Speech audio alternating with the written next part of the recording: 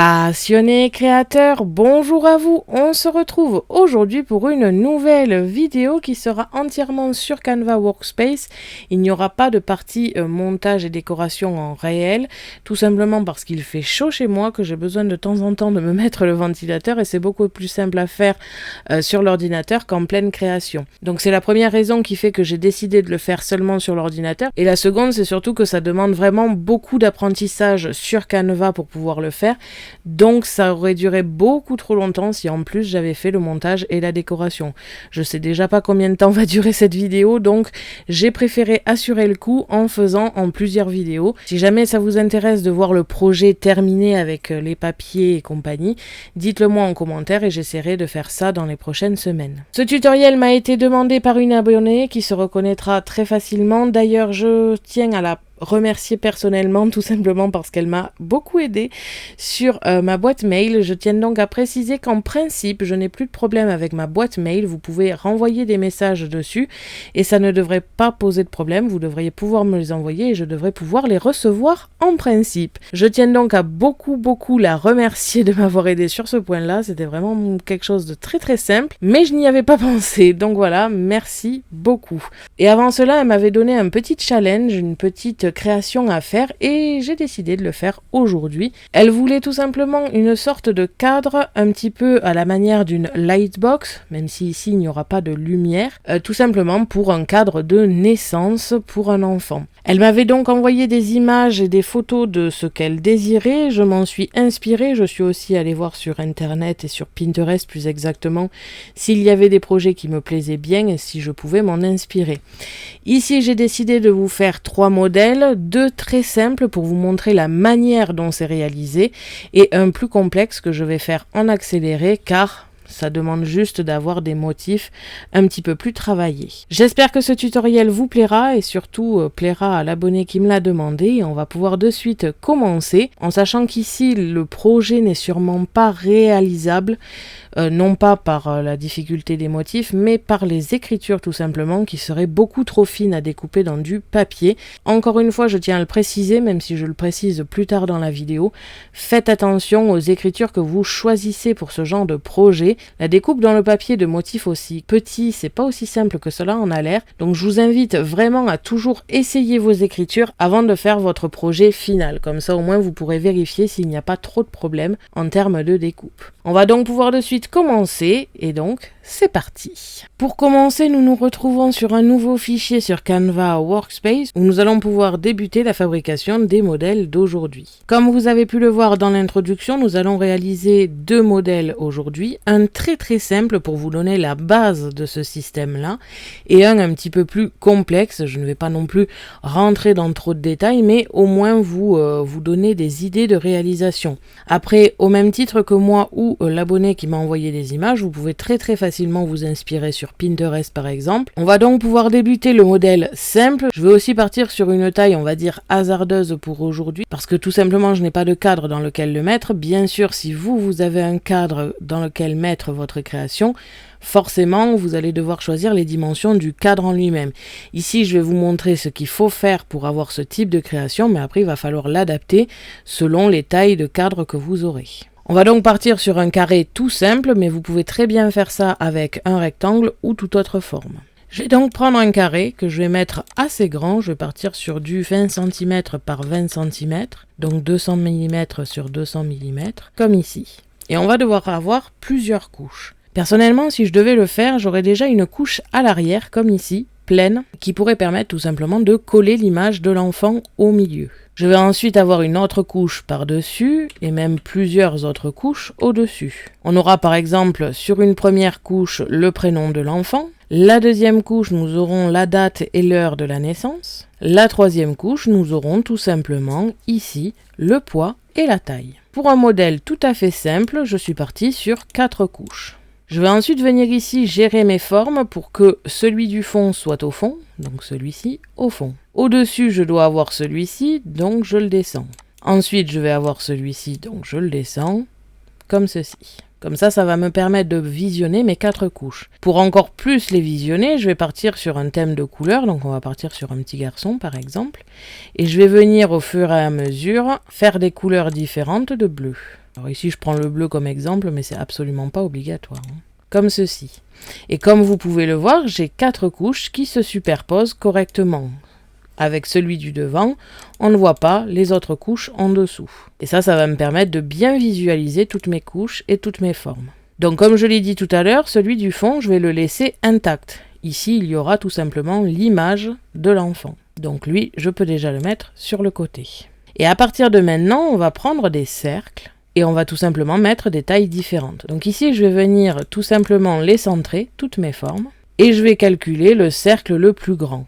Donc par exemple, je vais partir sur 14 par 14. Je vais diminuer la taille pour la couche d'en dessous et je vais partir sur du 12 par 12. Ça me paraît un petit peu trop grand, je vais donc partir sur du 10 pour voir. Ici, ça me correspond un petit peu plus, en sachant que le lettrage pourra très bien passer au-dessus, c'est pas très gênant. C'est juste que je veux que les couches soient quand même assez séparées pour que on voit bien les différentes couches et qu'on voit bien la différence. Donc ici, on avait 14 et ici 10. Je vais donc partir sur un dernier de... Si jamais vous calculez que c'est un petit peu trop petit, alors dans ce cas-là, vous allez pouvoir agrandir. Et si j'ai une règle à côté, je vais regarder ce que ça donne en réalité 6. Ça me paraît effectivement un peu petit. Je vais donc partir sur du 8, comme ici. Je vais partir sur du 11, comme ceci.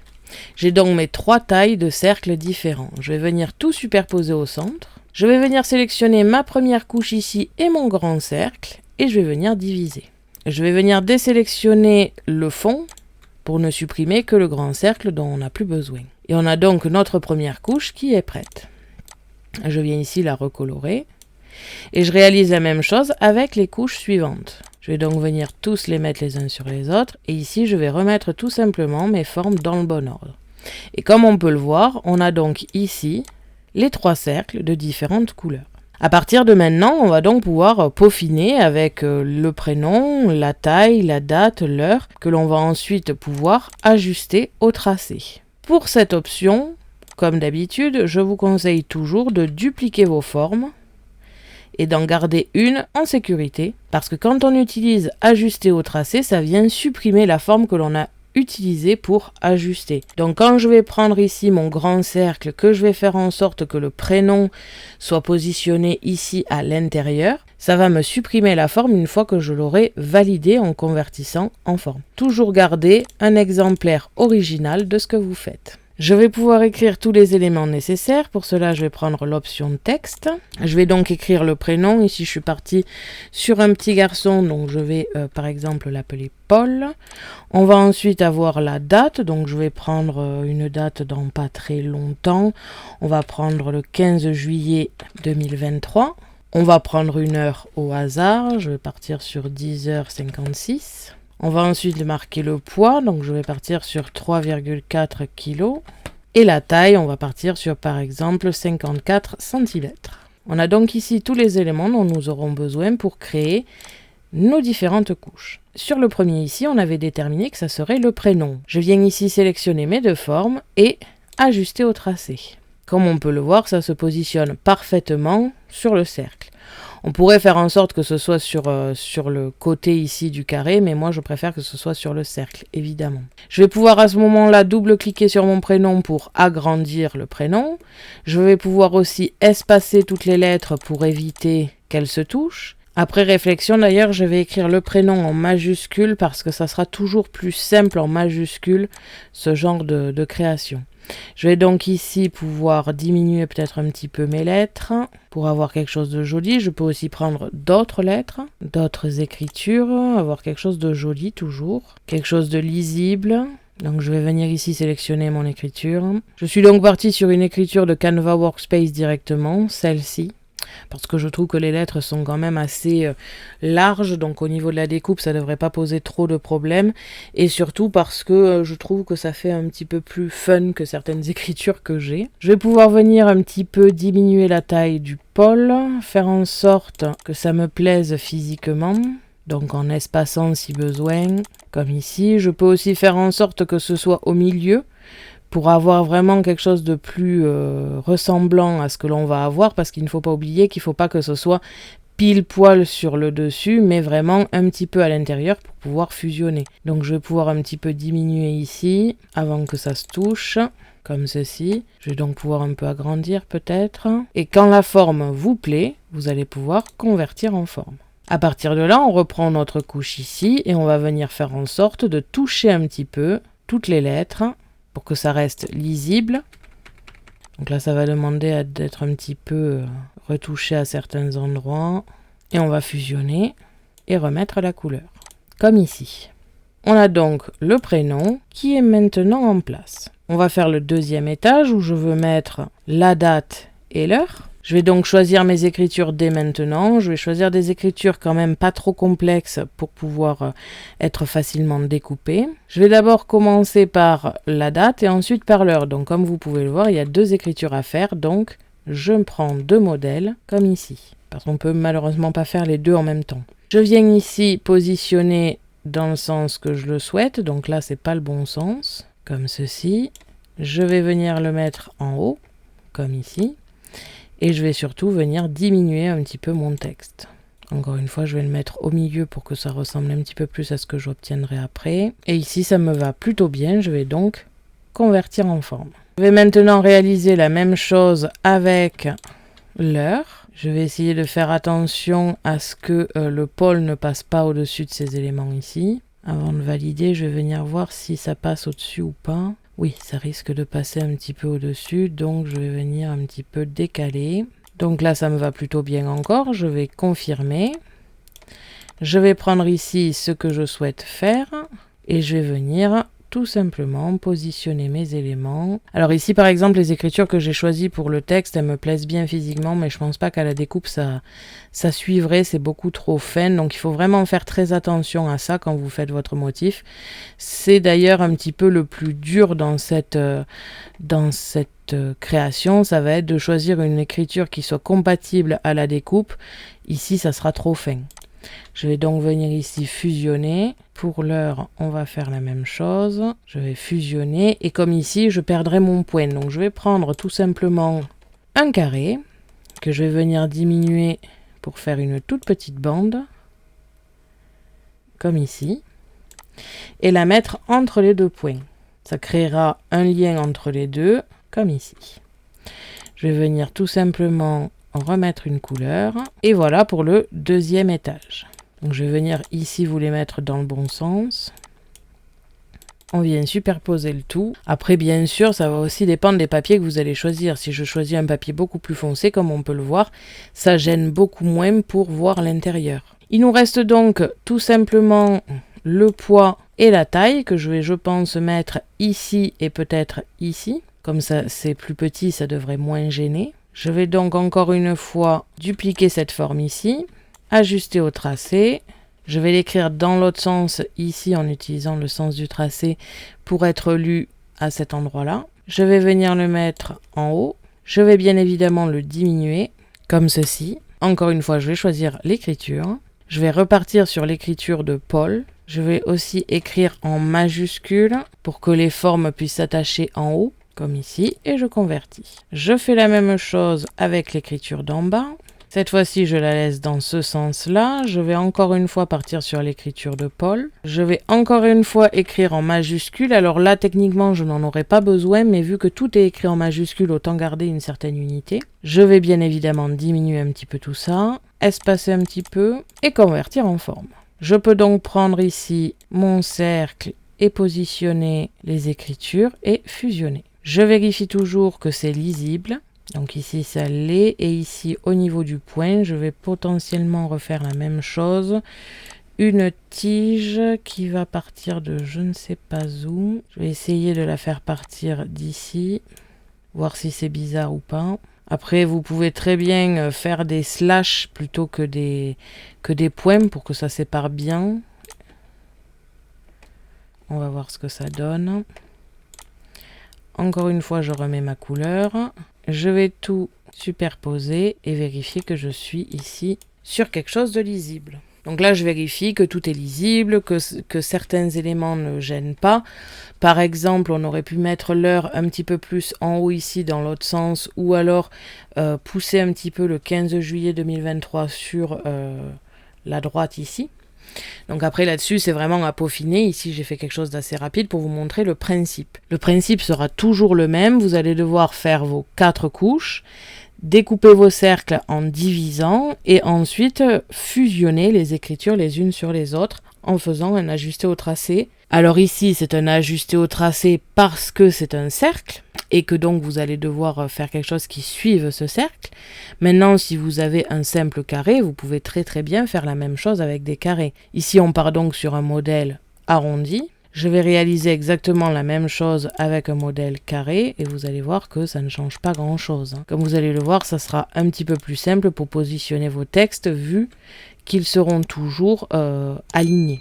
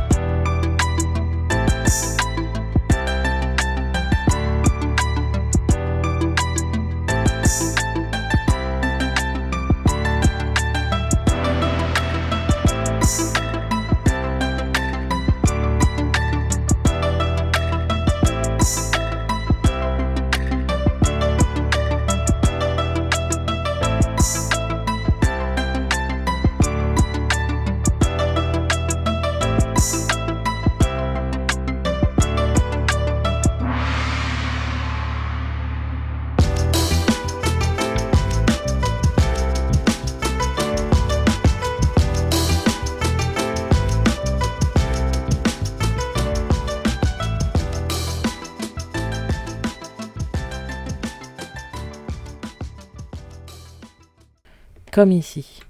Donc comme on peut le voir, on peut le faire très bien en cercle ou en carré, rectangle avec des formes un petit peu plus traditionnelles. Ce n'est pas du tout gênant. Vous pouvez faire ça avec des triangles si vous le voulez. Là-dessus, vous choisissez la forme que vous désirez. Ça passera vraiment très bien. Vous pouvez aussi faire ça avec un cercle qui n'est pas vraiment un cercle, une sorte de vague. Là-dessus, c'est vraiment à vous de voir ce que vous voulez faire comme forme. Et après, on n'est pas obligé de faire suivre le texte à la forme. Par exemple, sur d'autres modèles que j'ai vus sur Pinterest, vous avez des cercles avec des petits nuages et tous ces éléments sont marqués dans les nuages. On va d'ailleurs en faire un juste après et je trouve que c'est aussi très original et on n'est pas du tout obligé de faire suivre par rapport à une forme. Je vais venir grouper ces deux éléments pour les garder en sécurité. Je vais d'ailleurs ici venir dégrouper pour faire mes deux petits points que j'ai complètement oubliés, donc autant partir sur quelque chose qui serait réalisable, comme ici. Je viens donc grouper et le mettre de côté. On va donc partir maintenant sur un modèle un petit peu plus complexe. Je vais rester sur les mêmes informations, les mêmes dimensions de cadre, donc 20 par 20. Et à partir de là, je vais tout faire en accéléré parce que c'est plus de l'organisation maintenant, plus que vraiment du tutoriel. C'est-à-dire que là, je vous ai donné la base. Vous devez avoir minimum, on va dire, 4 étages pour avoir les éléments sur différents étages. Vous devez avoir une base saine au niveau des dimensions, donc là c'est par rapport à votre cadre, et ensuite à l'intérieur vous allez choisir déjà par rapport à votre image. Si par exemple vous avez des images imprimées et que donc la dimension n'est pas vraiment personnalisable au niveau de la photo en elle-même et que vous voulez certains éléments de la photo, vous allez donc savoir et connaître la dimension du plus petit cercle par exemple. Et à partir de là, vous allez pouvoir donc choisir les dimensions qui vont aller au-dessus. Donc ici, c'est vraiment la base et après, vous allez devoir le personnaliser par rapport à vos cadres, vos images et tout ce que vous voulez marquer sur votre joli cadre. Je vais donc passer en accéléré pour la partie un petit peu plus travaillée avec des petits nuages pour vous montrer ce que ça peut donner. Je ne sais pas encore quel prénom je vais choisir, ni si ça sera une fille ou un garçon. Mais voilà, dans l'idée, je vous donne ici la base et après, c'est tout à fait personnalisable. Je réalise donc ceci en accéléré et donc c'est parti.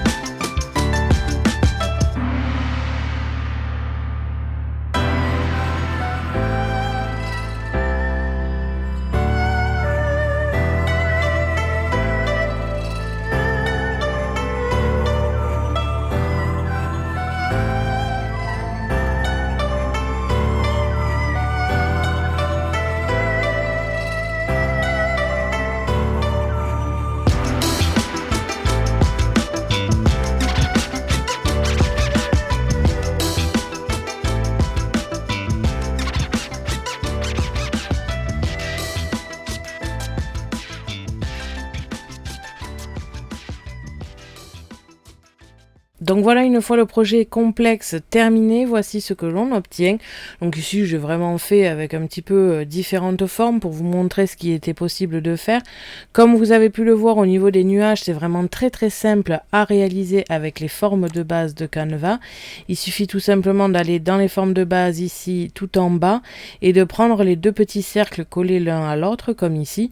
Et ensuite, vous pouvez très bien, comme je l'ai fait moi en accéléré, tout simplement les fusionner les uns aux autres pour donner une composition qui ressemble un petit peu à des nuages. Donc c'est vraiment très très simple à faire avec Canva et ça permet de faire une création qui change un peu, qui est un petit peu différente. Au niveau des écritures, je n'ai rien changé tout simplement parce que ça ne sera pas forcément le projet final. Si je viens à le faire en vrai, il y a de fortes chances que l'écriture, j'y passe beaucoup plus de temps dessus parce que c'est ce qui va vraiment me poser problème au niveau de la découpe. Plus c'est fin, en plus sur du papier au niveau de la découpe et plus ça sera compliqué. Et là, c'est quand même relativement petit, donc il va falloir que je choisisse correctement mes écritures pour avoir quelque chose qui se découpe correctement. Après, bien sûr, c'est à vous de voir et à faire des tests. Si j'ai un conseil à vous donner, faites votre projet comme vous le sentez, par exemple celui-ci, mais avant de découper la totalité de vos motifs, essayez de prendre les mêmes écritures, seulement les écritures, sans prendre tout le reste, pour ne découper que les écritures, pour voir si déjà à ce stade-là, il a des difficultés ou non à découper. Si ça avait été dans du flex ou du vinyle, ça serait quand même relativement plus simple, déjà premièrement parce qu'il ne doit pas creuser la totalité de la matière, et en plus de ça, j'arrive à faire des choses beaucoup plus fines avec les vinyles ou les flex qu'avec du papier. Avec les différentes couches, ça a tendance à facilement se déchirer. Donc voilà, il faut vraiment faire des tests d'abord avant de passer à la découpe. Ensuite, au niveau des motifs que j'ai utilisés, donc j'ai fait mes petits nuages que j'ai répétés à différents étages. Ici, le cercle me paraît peut-être un petit peu petit et gâcherait finalement la photo de l'enfant. Donc si je devais le faire, peut-être que j'agrandirais un petit peu la totalité pour avoir un cercle plus grand au centre et donc voir un petit peu plus de l'image originale. Donc au niveau des écritures, comme je vous l'ai dit, je n'ai pas fait de changement. Par contre, comme vous avez pu le voir dans l'accéléré, au niveau des cercles, ici j'ai rajouté des petites barres pour pas que l'intérieur s'enlève. Ici au niveau de l'heure, c'est pareil. Au niveau des 4, c'est encore une fois la même chose pour éviter que l'intérieur parte. En sachant que vous aurez beaucoup moins de problèmes, par exemple avec les écritures très militaires. Mais alors autant pour un garçon ça peut passer, autant pour une fille ça serait quand même un petit peu brut, je trouve. Donc voilà, après c'est vraiment à vous de voir et à tester selon les configurations que vous souhaitez. J'ai ici mes nuages avec les informations qui sont divisées dedans. À chaque fois j'ai mis le même nuage en dessous pour avoir un joli contraste. Et par exemple, je l'avais remarqué sur la date, ne pas avoir le 2023 qui est affiché avec cette couleur, le 07 avec celle-ci et le 15 à moitié avec le rose, à moitié avec le blanc en dessous. Donc ça serait quand même assez particulier, c'est pour cela que j'ai préféré prendre la décision de faire le même nuage fusionné avec la couche d'en dessous pour que la couleur ne soit pas différente selon le texte. Donc voilà, après pour le final, j'ai rajouté des petites étoiles pour que ça fasse encore plus féerique et que l'on ait un projet un petit peu plus travaillé. Et comme vous pouvez le voir juste ici, on a des manières simples de le faire et des manières un petit peu plus compliquées. Ça m'a pris plus de temps de faire celui avec les nuages, c'est tout à fait normal, mais on voit aussi que c'est beaucoup plus travaillé. En sachant par exemple que même sur le violet, j'aurais pu rajouter ici des petites étoiles, bref là-dessus, au niveau de l'organisation, c'est vraiment à vous de voir. Ici, j'ai vraiment fait selon mon inspiration du moment. Et si je devais le faire en vrai, je changerais sûrement les écritures, l'intérieur, comme je vous l'ai dit, je préférerais que le cercle ici soit plus visible, quitte à mettre les cercles autour plus grands pour justement laisser un peu plus de place. Bref, là-dessus, je changerais sûrement des choses si je devais le faire en vrai, mais vous avez un petit peu le fonctionnement. Ici, je ne voulais pas vous montrer quelque chose à reproduire à 100%, mais juste vous montrer la technique pour le faire. Donc voilà, ce tutoriel est maintenant terminé, j'espère qu'il vous aura plu. Donc voilà, n'hésitez pas à me dire en commentaire ce que vous en avez pensé et si vous avez des questions, n'hésitez pas non plus, je serai ravie de pouvoir vous aider. Merci à tous d'avoir regardé ma vidéo, n'hésitez pas à me poser des questions ainsi qu'à me dire en commentaire ce que vous avez pensé de ce tutoriel. Je vous invite à me suivre sur mon blog ainsi que mes réseaux sociaux que vous pouvez retrouver dans la description de la vidéo. À la prochaine pour de nouvelles créations.